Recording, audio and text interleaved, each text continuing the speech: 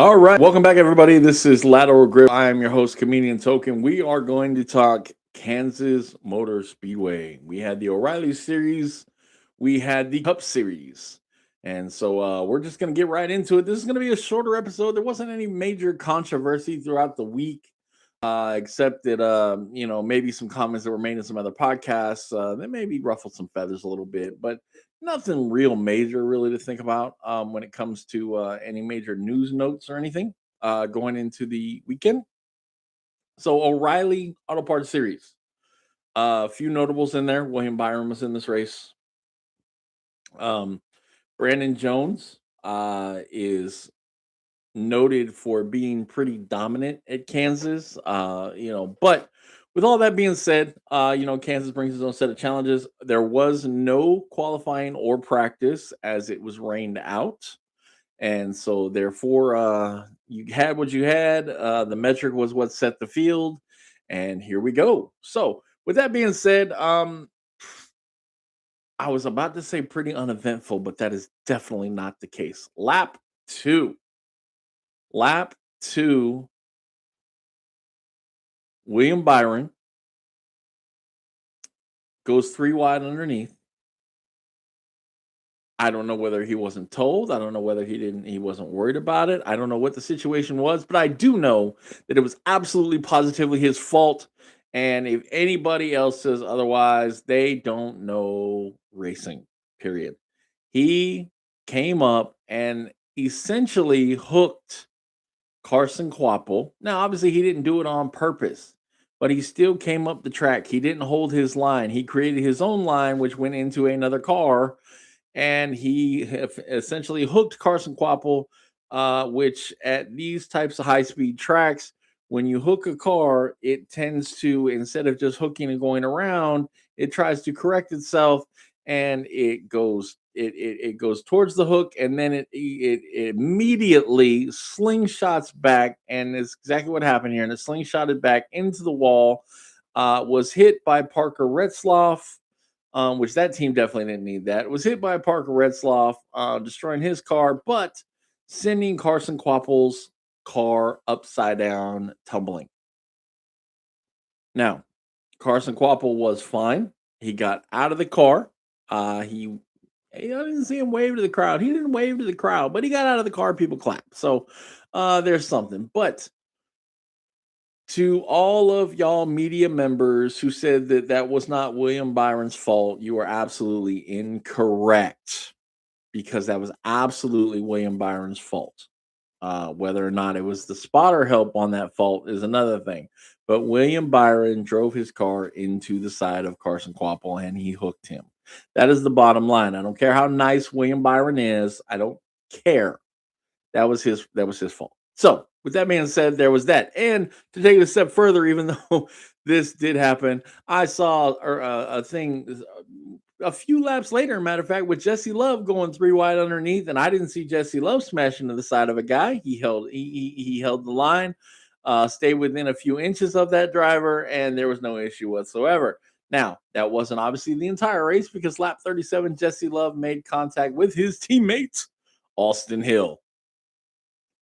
And eventually, well, that's not eventually. There's some friction. There's gonna be some friction there. Austin Hill says, "I'll remember this." But eventually Austin Hill does finish the race, 34th. With obviously quite a bit of damage. So he's not very happy about that. Drivers racing is drivers racing, and I get that. And the same thing with William Byron. I get drivers racing, but you've got to take responsibility for the situation. That's all there is to it. So, um, there was that. Unfortunately, like I said, in that first red flag, Parker Retzloff, he was involved in that with Viking Motorsports, and that's not good for their team, because they're a lower funded team that's doing a lot with a little, and that's that. Okay, lap 64, Anthony Alfredo, he brings out a caution with a blown right front tire. Um, that was kind of that was about the only real blown tire that I saw, though. So that wasn't too bad there. Stage one was won by Brandon Jones. Brandon Jones was dominant. Stage two was won by Brandon Jones. Again, back to that dominant. However, in racing, you've got to put it all together. And Brandon Jones' team did not either keep up with the track. The pit crew had a mistake, but they had a late race pit strategy, and that strategy wasn't good for the overall victory. Unfortunately, his teammate, unfortunately for Brandon Jones, happy for his teammate, right? His teammate ends up making a strategy call that wins them the race, and that is Taylor Gray. Also, Joe Gibbs Racing 54 car. He ends up winning the race. Now, again, we talked about the Austin Hill situation. Corey Day. Corey Day was having a good overall race. Corey Day gets into it with Sammy Smith. And that ended up killing Corey Day's streak. Corey Day's streak had 8 consecutive top 10 finishes. He ends with a 12th place finish. Not a bad recovery, keeping all things in mind. So good job for Corey Day. Still it still could have been worse. Sammy Smith ended up getting a flat tire in the situation that they had, but that was that. Now talking about the top 10 of this race, we have Taylor Gray, Sheldon Creed. Sheldon Creed's second place finish, dash for cash, was on the line for this race. He was the top of the top four in that dash for cash. So Sheldon Creed, even though he gets second place, he wins 100 grand for his team. And that's really odd. Anyway, yeah, Sheldon Creed. I'm looking at the standings and it says Sheldon Creed, car number 18, Joe Gibbs Racing, which is not the case. We know this. He's the 00. He is Haas factory team. But anyway, so with that being said, Taylor Gray wins the race. Sheldon Creed wins 100 grand. Justin Allgaier third. Jesse Love fourth. Brent Cruz fifth place, strong on the 1.5 mile. William Byron sixth place. Seventh place Cole Custer. Cole Custer making for the Haas factory team, making one of his and again, this is where I think it got confusing because Cole Custer was in the 0 car and they show him in the 00. So yeah, Cole Custer in the 0 car gets seventh place. Brandon Jones, he ends up finishing eighth in this race after dominating stage 1 and stage 2. Sam Mayer ninth, 10th Ryan Sieg. Ryan Sieg needed that 10th place finish. They've been struggling, in things that really weren't they're making a lot of times. 3 out of the top 10 Haas factory team. They only have 2 regulars, but then their third car was in the top 10 as well. So that was pretty cool there. That is the O'Reilly's race. The next race coming up is Talladega. Talladega. Now we're gonna look at the points here real quick. Going into Talladega, Justin Allgaier is still leading the points. Sheldon Creed is second. Jesse Love third. Corey Day fourth.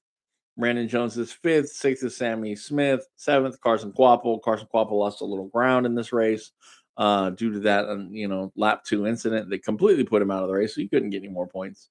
Eighth, Austin Hill. Ninth, Taylor Gray. And 10th, William Sawalich.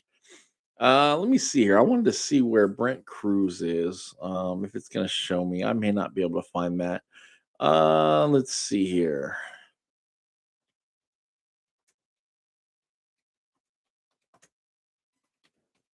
Just going to look it up. So Brent Cruz is now full time. He's currently 16th. So there you go. So Brent Cruz is 64 points behind 12th place cutoff Raja Caruth. And Brent Cruz, it seems like he is definitely with zero problem going to make up that deficit and those races that he had unfortunately had to miss because of his age. And so Brent Cruz is he's doing a great job in that car. And yeah, he's gonna be a force to be reckoned with. There's no doubt in my mind he will probably win at least one race this year, if not more. But yeah, but that's that. But again, he's got to contend with Justin Allgaier because Justin Allgaier week in, week out is really, really strong. But congratulations to Taylor Gray.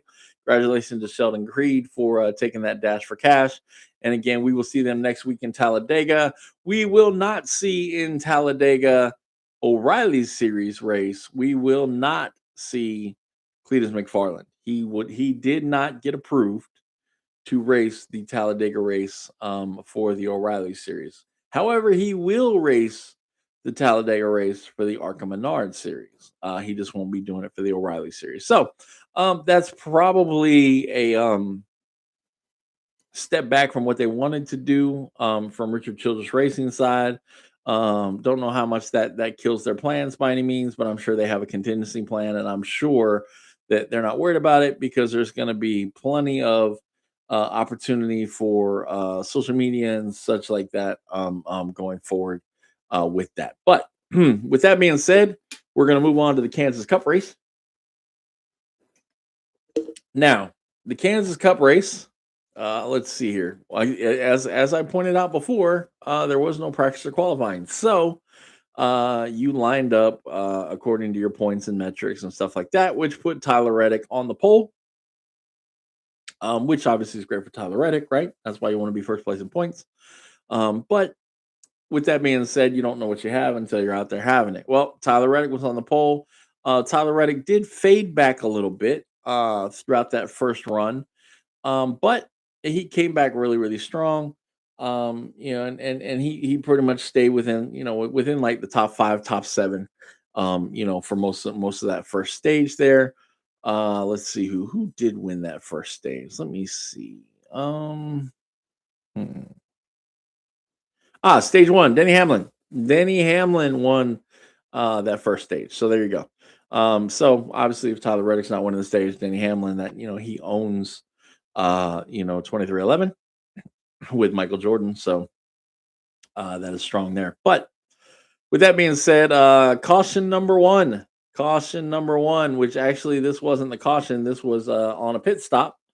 Ryan Blaney is making his pit stop. He makes his pit stop. And as he's trying to go out, AJ Allmendinger is coming in. Now, this is the responsibility of Ryan Blaney's crew chief to say stop, to say you got one on your outside, stop, let him go, and then go continue. I don't think that happened because Ryan Blaney drove right through AJ Allmendinger, and consequently probably ruined AJ Allmendinger's day because AJ Allmendinger had to spin, he got spun around.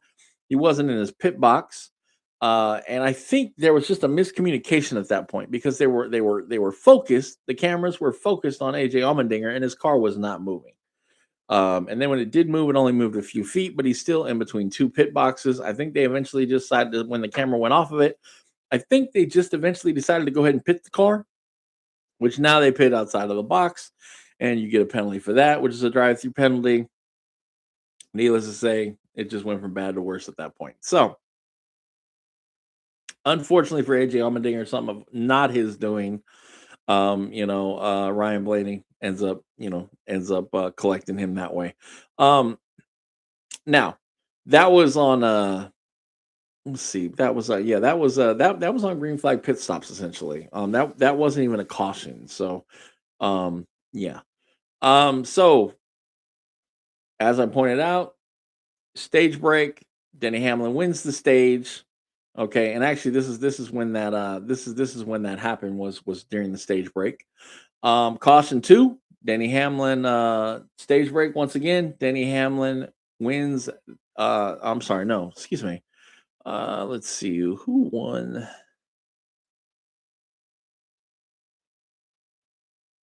Just trying to see who won the second stage here. It's sad when you watch the race and then you still, miss a few things there. But Denny Hamlin dominated the race. I mean, he led 131 laps.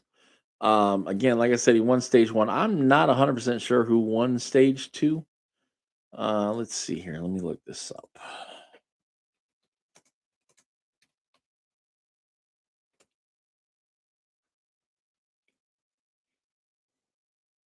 Let's see here. Oh, Kyle Larson. Kyle Larson won stage 2. Okay, there we go. Okay, so Kyle Larson won stage 2. Kyle Larson very strong in this race as well. But Denny Hamlin was dominating the race. As Denny Hamlin does. He tends to get out there, make himself comfortable and do really, really well. Looks like he should be winning the race, and then something happens. Well, in this case, caution three with 2 laps remaining. Cody Ware. Cody Ware is 6 laps down, and he spins off a turn four. Now, why is this significant? Well, it's significant. One, he was 6 laps down. Two, he spun. But he and I'm sorry, Denny Hamlin and Tyler Reddick were battling for the lead. And Denny Hamlin had just taken the lead when Tyler Reddick got up into the wall slightly, saying that my car ran out of fuel. Now, the interesting part about this is you see Michael Jordan, which, by the way, Michael Jordan was at this race. You see Michael Jordan, and they kind of showed all the faces of Michael Jordan, like he's freaking out. He don't know what to do. He's thinking, "Oh my gosh, my guy's out of gas," and stuff. And so, with that being said, Denny just gets past Tyler Reddick when 2 laps to go. Cody Ware spins, being 6 laps down, and now we have a caution coming out. Now, with that being said, conspiracy theory. Bubba Wallace, he was in the top 10, but he was mired back. I love that word mired. He was mired back a little bit, didn't seem to be going forward. So I personally think, conspiracy theory wise, not saying it's true by any means, just messing around, that Freddie Kraft got a hold of his uh DBC teammate and said, "Hey, I need something out of Cody Ware here to help us get up there," because that did, in fact, assist Bubba Wallace on a top five finish. So, because I think Bubba Wallace was just outside the top 10 before that happened. But with that being said, 2 laps to go. Everybody's got a pit. Everybody's got a lot of laps on their tires. The fuel load is down. They could probably make it on fuel, but the laps on the tires was the more important part there. So they pit. A lot of people took 2 tires. Now, Tyler Reddick and Denny Hamlin had probably a good 3 to 5 second lead on the rest of the field. They probably could have taken 4 tires and probably been out on the second or third row. As it stands, the Chase Briscoe, who took 4 tires, started ninth or 10th. He was in, fifth row. Started in the fifth row. He was the first car on 4 tires going into the final restart. Now, final restart, we got green, white, checkered, chaos ensues. Okay. We have Denny Hamlin starting on the front at the bottom. We have Tyler Reddick on top. We have Christopher Bell on top behind Tyler Reddick. We have Kyle Larson behind Denny Hamlin. Now, the reality is Toyota's Toyota, Chevy is different. Kyle Larson is going to do as much as he can quickly to get to the bottom and try to make it 3 wide with Denny Hamlin and whoever's beside him because he's going for the win. He's not looking to push anybody out into the lead to try to get past them in a minute. So that's exactly what Kyle Larson did. When that green flag dropped, Kyle Larson immediately makes it 3 wide. Now we've got it 4 wide because Christopher Bell, excuse me, Christopher Bell jumps out on the outside of Denny Hamlin. Christopher Bell gets by Denny Hamlin, but then they end up. Tyler Reddick and Christopher Bell get into each other, causing Christopher Bell to essentially lose a tire. And Christopher Bell ends up now holding up Denny Hamlin because he's trying to get down to the lower part of the track and he's kind of slamming doors with Denny Hamlin just a little bit. And now we've got Kyle Larson out there with like I would say probably about a half a second lead all of a sudden. Now, again, Kyle Larson's on 2 tires. Tyler Reddick's on 2 tires. Anyway, so Kyle Larson's out there with probably a half a second lead. Just like that, we're heading around to the white flag. Kyle Larson still has a pretty solid lead. Tyler Reddick is flying, though. Tyler Reddick is just putting it in there. I feel like Tyler Reddick just knew what his car could take because, I mean, he obviously he knew he had a new right front on. So he felt like he had all the grip in the world with that right front, and he was sending it. And so going into turn four, really turn three of the final lap, Tyler Reddick gets underneath because there was no way Kyle Larson was giving him the bottom. Tyler Reddick gets underneath him, just shoves it in there. It sticks. He gets around Kyle Larson. Tyler Reddick wins the race. I believe that's Tyler Reddick's fourth win of the season. 23-11, fourth win of the season, obviously, right? All Tyler Reddick. But 23-11 had three other cars in the race. They had Bubba Wallace, they had Riley Herbst, and they had Corey Heim in a car for this particular race. And all four of those cars finished in the top 15. In fact, I think 14th and 15th was, in fact, Riley Herbst and Corey Heim. So great job for even the rookie Corey Heim in this situation, as well as Riley Herbst. Really starting to show some pace. Riley is, so that's really strong for him. And then Corey Heim, I don't know what's up with that, but I mean Corey Heim he wheels anything he's in. Period. He doesn't look like he's having the struggle that Connor Zilich is having. With being able to drive the Cup car. But with that being said, we've got our top 10 here. Again, Tyler Reddick wins the race. Michael Jordan's ecstatic. Michael Jordan gives props to his entire organization. No, I really like that about Michael Jordan. He doesn't just single out, yeah, Tyler Reddick won the race, but he's like, all of our guys did really well today. So there you go. So Tyler Reddick wins. Kyle Larson is second. Third, Chase Briscoe. With those four tires, he comes back to a third place finish. Denny Hamlin ends up getting fourth. Bubba Wallace fifth. Brad Keselowski brings it back in sixth place. William Byron seventh. Chase Elliott eighth. Ninth is Ty Gibbs. And then bringing out the top 10. So two RFK cars in the top 10. Chris Buescher. Great race. It was a fun race to watch. It was an exciting race to watch. Even though there wasn't really cautions, there was a lot of movement back and forth with tire wear, with getting in and out of the pits.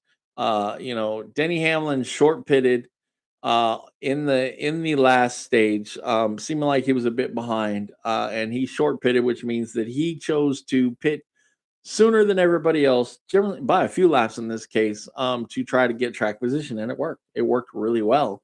In fact, like I said, I think he would have won the race had not been for that caution from Cody Ware. But that is racing. That's the way it works. That's why we race to the checker flag and even beyond the checker flag because of the green, white, checkered. Instead of just saying, okay, this guy's in the lead, it's over now, that we don't do that. So, again, he leads 131 laps. Kyle Larson now has a historic milestone. He is now the overall leader in laps led at Kansas. Overall leader in laps led. Bypassing Kevin Harvick. Kevin Harvick did have that record. Now Kyle Larson has it, and he's continuing to build on it. So there you go. Now let's look at our Cup Series standings. And remember, guys, we have Talladega next week, so another drafting track. We're back in that world. But Tyler Reddick wins the race. Denny Hamlin second. I already said this. I don't know why I'm looking at it again. Oh yeah, we're looking at the points. I'm sorry. Okay, my brain. Tyler Reddick is still leading the points. Tyler Reddick now has a 105-point lead over second place Denny Hamlin. So Denny Hamlin has been putting the points together because of his stage wins. Even if he hasn't won the race, he's still finishing top 5 and he's winning stages, and that's important here. So 105 points over Denny Hamlin. Ryan Blaney in third. Ty Gibbs in fourth. Remember, that win really catapulted him up. Kyle Larson fifth. Chase Elliott sixth. William Byron seventh. Look at that Hendrick grouping right there. Eighth is Bubba Wallace. Ninth, Brad Keselowski. And then 10th is Christopher Bell. So that is how we're looking. Let's see. Remember, Bubba Wallace is now back in eighth in the Cup standings, and he held that position. He can continue to have solid races. Don't need to win the race to be in the chase. That's the beauty of it this year, is that this format is designed on consistency. It's not designed on winning races. However, when you do win races, you get a heck of a lot of points. So there is that there as well. So again, Talladega next week. Man, who knows? Now I did pick Kyle Larson to win this race. I probably would have been going for Denny Hamlin. And one of the things I'm going to talk about real quick here, Kyle Busch. It was obvious that their cars weren't the greatest. Now, whether it was track position related or not, Kyle Busch, Austin Dillon, they were pretty much in the same spot. It just was what it was. But then Kyle Busch comes in for his first stop, and everybody else is clicking off 9.5, 10-second stops. Kyle Busch's stop was 12.8 seconds. Just put him back. Just immediately put him back. So now Austin Dillon is in 21st. Kyle Busch is back in 26th place. Then all of a sudden, the tire comes apart on Kyle Busch. Are you kidding me right now? And of course, that causes more damage and more problems. And now Kyle Busch is just riding around. I mean, that's just what it is. Kyle Busch is just riding around. Unfortunately, finishes off the lead lap. Can't really get anything accomplished. Probably would have finished with his teammate if he would have had just a decent day on pit road slash tire wear. But that was unfortunately had a tire that just again it came apart. When I say come apart, it wasn't like it broke. It's like they start to unravel. It's like thread on a spool. The way it unravels. It's pretty interesting. But anyway, with that being said, Kyle is continuing to have problems at Richard Childress, and he will continue to be in the news for the next guy that won't be at Richard Childress anymore. But will he go anywhere else? That's also the question of the day as well. Spire, it looks like Suarez is doing really, really well. Obviously, Carson Hocevar, it looks like he's the flagship of that joint over there. The only one I could see leaving Spire at this point or being taken out of Spire at this point would be Michael McDowell. Michael McDowell, I don't believe, has shown that 71 car anything like it probably deserves at this point. I say at this point, I haven't seen a lot out of Michael McDowell. Suarez, the 7 car was struggling. I think Suarez got it on the right track now. The 77 shows it's fast every week. So now it's the 71 car. And if the 71 car cannot elevate itself, they're probably going to make a change. Now, will that change be a Kyle Busch type of change? Only time will tell on that. I would like to see that because I'm a Cowboys fan. But would anybody else like to see that? That's questionable. Could they bring on some new talent and maybe develop somebody? That's also very questionable. It's very possible.